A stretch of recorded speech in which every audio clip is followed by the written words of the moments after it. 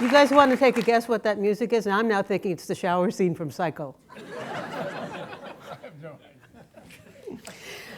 Well, we've seen and talked a lot about comedy across TV's first 4 decades, but as my mother used to say, wait a minute, this is the wrong packet of, isn't it?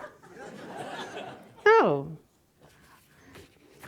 Yes, I did this. I switched these. Oh, good. You have nobody Let's to blame talk but among yourself. ourselves. Go ahead and tell a story while I figure out what it is. No, Here we go. Here we go. Back in business.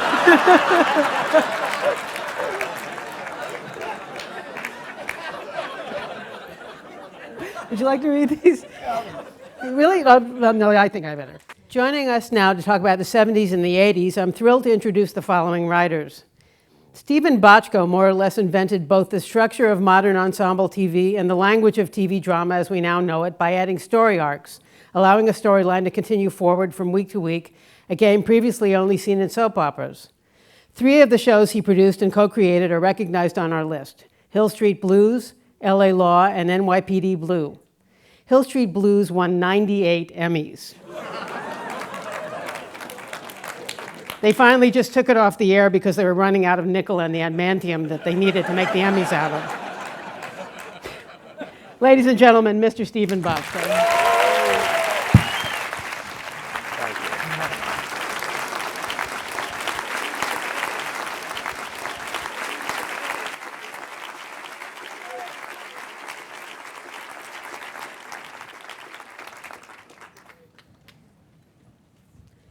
James L. Brooks was unbelievably good at showing people to their seats when he was an usher at CBS. But he was not content to rest on those laurels. So he went on to co-create some of the most memorable shows in TV history, 3 of which were voted onto our list: Mary Tyler Moore Show, Taxi, and a little thing called The Simpsons.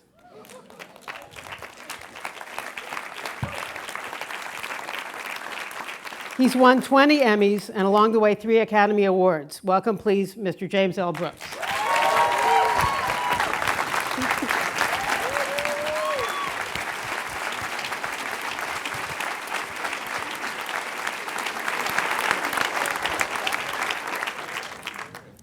We're standing and sitting as much as when they do a presidential speech. It's kind of exciting. By the way, I didn't get up. I respect you, but I'm very old.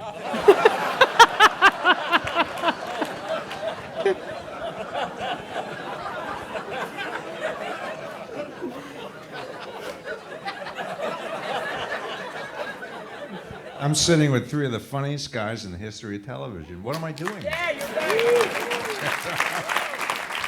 That's what you're doing.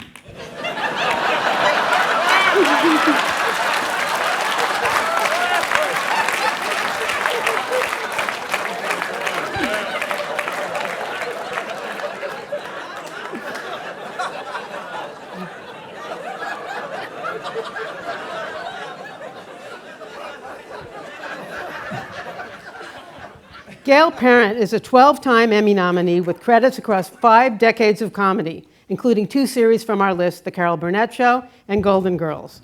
She also wrote the 1970s novel Sheila Levine is Dead and Living in New York City, whose protagonist is described by Wikipedia as an unattractive, overweight Jewish romantic heroine. I'm thinking, it probably didn't pitch as a TV show back then, but I bet you could take it to AMC now as a zombie show for the female demographic. Welcome, please, Gail Parent.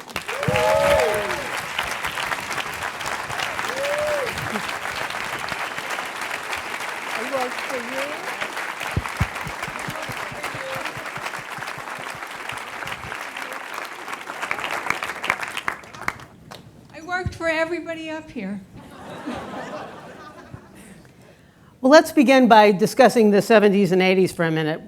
From your recall, what rules or limitations were in place for show creators in the 70s and the 80s that seem distinct, maybe distinctly different from now? Talk about dramatic television. You couldn't do anything. Well, that's not so different from, no, now you can. You know, when I die, I just put on my tombstone that I spent my life fighting broadcast standards, you know. We were in the 70s, struggling to get out of the 50s. And when we just got into the 80s, Hill Street Blues became an opportunity through a series of circumstances that I won't bore everybody with. We went to war with the network, and NBC's failures at the time, Fred Silverman was running the network, was an opportunity for us to make a show that, you know, we were pretty much able to negotiate some freedoms for. And I fought very hard for them. I figured, what have I got to lose? And in the success of it, which was remarkable, it kind of changed the landscape, and you know, for our television, and it loosened things up, and it actually sort of opened the floodgates for shows like St. Elsewhere, and all kinds of dramas that came behind it that took advantage of you know, some of the battles that we had fought for and won in terms of language, in terms of adult situations, in terms of ethnicity, you know, and the reality of urban landscapes. You know, we were so busy just doing it, we didn't know what we were doing, but clearly it was and I don't take credit for it. I think we as a show were lucky to come along at a particular moment in time, post-Vietnam, you know, Chicago riots, pigs, cops were horrible, and you know, we had an opportunity to make a show that humanized cops, and we fought very hard to be able to portray them as complicated people doing a horrendously complicated job in you know, urban centers in America, and it worked. And because it worked, everybody else said, well, okay, now we're going to do this with hospitals, and we're going to do this with lawyers, and it kind of changed the game. Yeah, it really did. Jim? What was ground zero for the Mary Tyler Moore Show? Was it the concept or the star? I think it was our boss. I think Grant Tinker was one of the best bosses anybody ever had. The network wanted to fire us. He wouldn't let him. And it was just amazing support for us right down the line. So we were spoiled in this great way. Yeah, I say Grant. So it was about the wife. That was ground zero. Well, because, you know, shows like Mary Tyler Moore and Murphy Brown and stuff were changing and redefining women of the 70s and 80s. Did the networks push back against that? Did they mind her being not once, single? you know, not once we were okay. Not once we got to follow All in the Family, which, you know, which sure helps make us okay.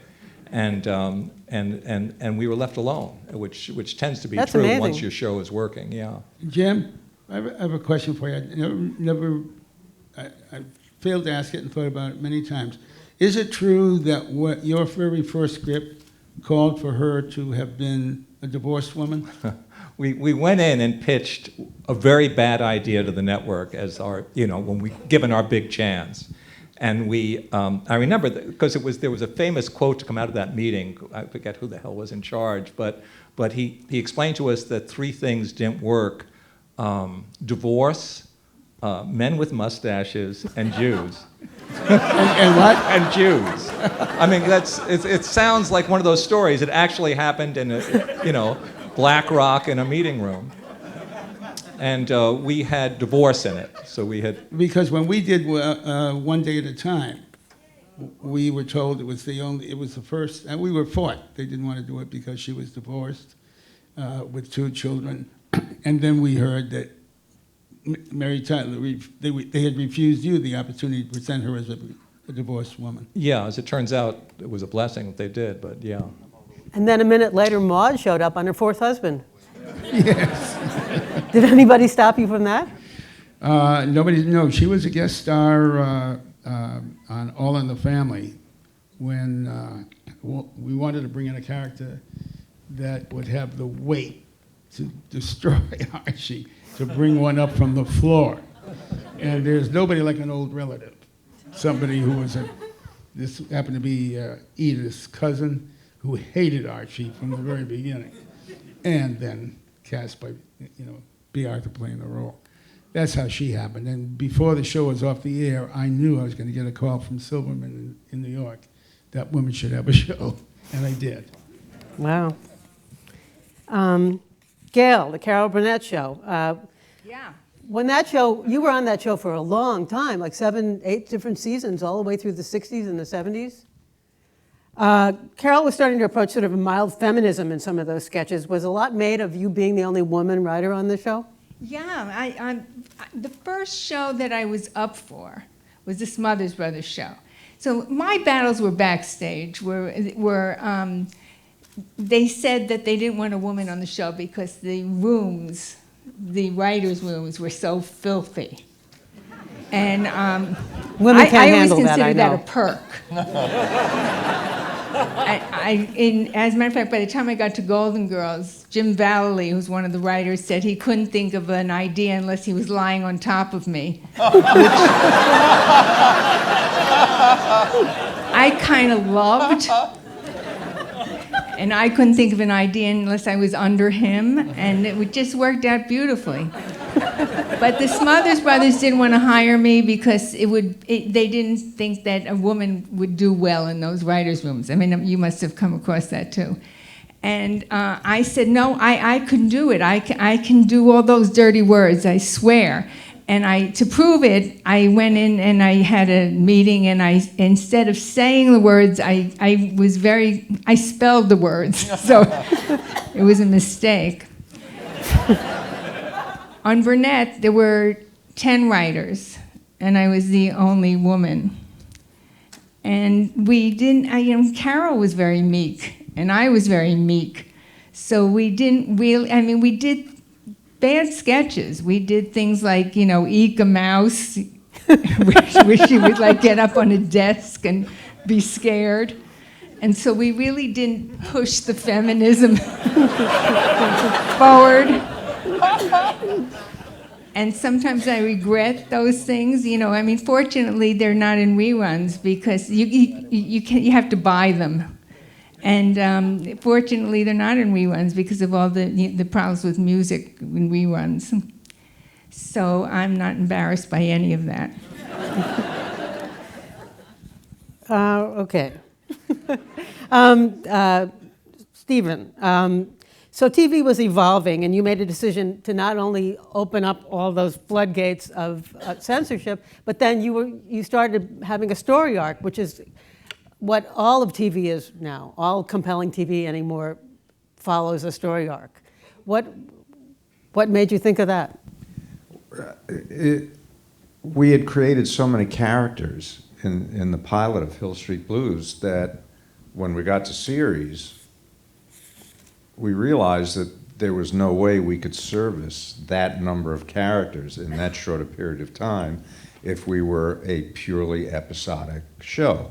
And so, necessity being the mother of, we decided to essentially serialize the show so that we could have long story arcs, so that even if your character was only in 2 or 3 scenes, they were significant scenes as part of a larger story. It's pretty much the way all compelling TV works now. Yeah, and we sort of struggled our way through it and figured out what works and what doesn't. But I want to digress for 1 second about something Jim said, because I think the 80s in particular really were defined by Grant Tinker, who was an extraordinary guy. He ran MTM. And he loved writers, and he empowered us, correct me if I'm wrong, he empowered us in a way that writers generally had never been empowered before. And, you know, Grant was the kind of a guy who would go with you to a network meeting, and he would sit off in a corner, and he would never say a word, but he was there. And just his presence there gave us the power to do the shows that we wanted to do the way we wanted to do them. And when we ran into trouble, Grant would be there to back us. So he was a pretty extraordinary guy. And certainly my 7 years at MTM, I don't remember how long Jim was there. But I think we really owe a great deal of our contribution to television to Grant. By the way, I want to underline everything you said about Grant. He was just a great guy. He was married to Mary, and he was just the most supportive man. And the reason I want to talk about Grant, the other end of the stick, there were producers, and you mentioned one of the producers who did anything they could to make it tough and hard for you. And this one story I must tell. I was doing the Van Dyke show the first year. We're doing pretty well. And a new guy at the network, wasn't the head, but somebody representing the network, wanted to meet with us. And we met in my upstairs on the second floor of my office. I had a desk, a table, you know, what do you call it? What is it, table you put your feet on? Coffee table, thanks. The word coffee always, I lose. Anyway, he came and he put his feet on the coffee table and he took a list out of his pocket and he said, you know, the show is you have a funny show, but it could be funnier. He said, it could be funnier. I said, well, yeah, I do agree, you know, sure, that's our aim is to make it as funny as we can. He said, well, I have a couple of suggestions. And he took out a list of things and he started reading what he thought would be funny. And he says, now, don't you think, after you read those, don't you think these suggestions are funny? And I said, you know what's funny? I'll tell you what's funny.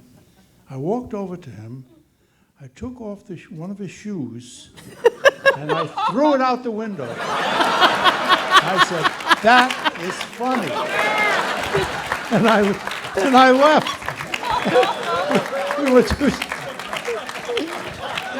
That's one of the pleasures of life.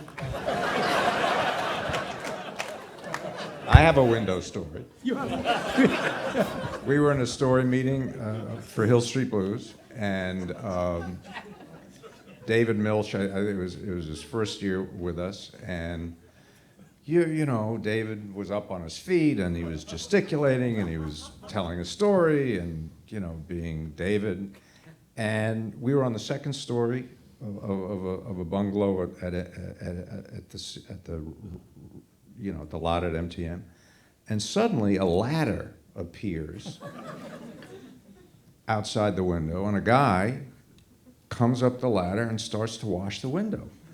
And David, without missing a beat, keeps talking, drops his pants, pulls down his underpants, and smacks his ass up against the window.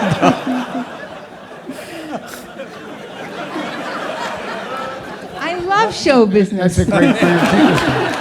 By the way, you know, if we ever go on another panel, I'll tell my story first, and you tell that. That's a topper. That's a topper. Did you have? I wanted to ask you, Norman. You really dominated in the '70s. My God, '70s and '80s. It was. And all of your shows really had a real specific socio-political aspect that you really don't see in shows now. It's a different way that they are now. Did your show start with your desire to have a socio-political agenda as the show, or did you start with a character, and did the character ever separate from that, or where did you start with any of that? Let me answer it this way. I used to hear all the time, if you want to send a message, there's Western Union. I would say, we're not sending messages, we're trying to be funny. We're serious people.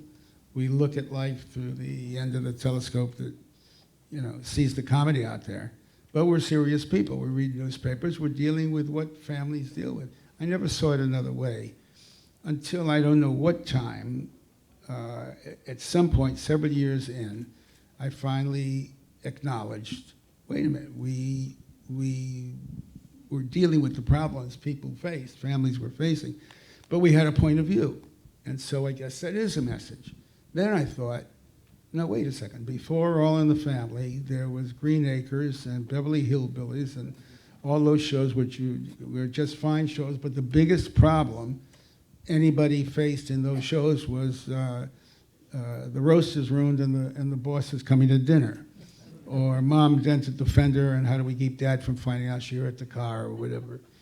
And I thought, my God, if that isn't sending a message, if television is blanketed with content that doesn't recognize we have race problems or economic problems or, illnesses and so forth, then what kind of a message could I possibly send that's going to be bigger than all of that?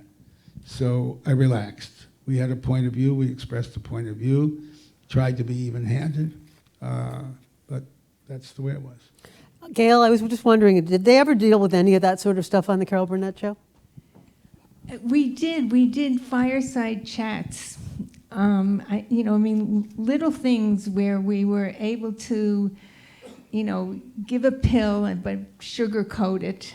And even back then, yes, we were able to, get the audience to swallow something that we were trying to say. Because she was on actually in the 60s, but she didn't really deal with any of that 60s stuff, did she? We started, it was, the very late 60s and into the 70s. But we did do some political stuff, because I started with political albums, and that's why I was hired by Carol Burnett, because she heard something that I had written that was highly political. And she hired Kenny Solomons and me to write for her show, because we had that point of view. So we did some of it, not a lot of it. But Golden Girls, by the way, did a lot of it. Yeah. The Golden Girls was a whole look at a genre of human female that was being ignored and theoretically didn't exist as entertainment. I know, it was amazing. It was amazing how much we got in, even if it meant you had to choose between paper or plastic when you checked out at the grocery store. Just to get that in, just at the last minute of the last second of the show. Before we move on from the 70s, anyone else have anything else to add about the 70s or 80s? Yeah, I wanted to ask, Norman, do you remember the guy who was president of CBS in 19... Bob? Daly.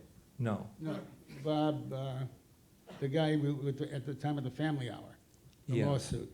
Well, I hope somebody knows his name or remembers. Bob Wood. Bob Wood. Thank you. It should be noted that he changed television. It's never going to happen again. Trust me, this is a true story. Before we went on, and the Mary Tyler Moore Show went on in 1970. Before we went on, he was head of the network, and CBS at that time had 10 of the top 10 shows, 19 of the top 20 shows, and they had Beverly Hillbillies and all these shows, God love them, that were getting these huge ratings, and he canceled several of them and introduced the 70s television. Canceled shows with enormous ratings, and that's what gave us our shot, moved us to a time period, where we had a real shot. I remember that. It was shocking. It was shocking. Well, he was the guy who put All in the Family on. Yes, yeah. It had so been it's made, ABC picked it up originally, and we made it for ABC. Carol and Jean were Archie and Edith, two younger people, two different actors. They had the option to put it on the air or hold it for a year and cause me to make it again. They chose the latter option. I made it a second time. Still O'Connor and Stapleton, and two other young people. Happily, they didn't pick it up. I say happily because then came the third time was The Charm that delivered Rob and Sally, and it was, is a gift from the heavens. So but it was Bob Wood at CBS who dumped the shows that you were talking about and wanted something that was very different. So that's what the And put it 70s on. were, a time when at least 2 executives were heroes. Wow.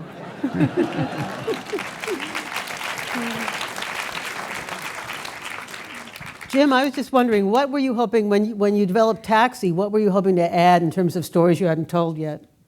We had done Mary Tyler Moore, we had done Rhoda. I just want to say, Alan Burns and myself, we did these things, and I just wanted to write men. I had been writing women for a long time, and I just, that's basically what I wanted to do. And you wound up with Andy Kaufman instead. All right, this has been really a treat. I guess we're going to say goodbye now to Mr. Lear and Mr. Reiner. Au revoir. Not goodbye, my dear. Thank you so much for your contribution.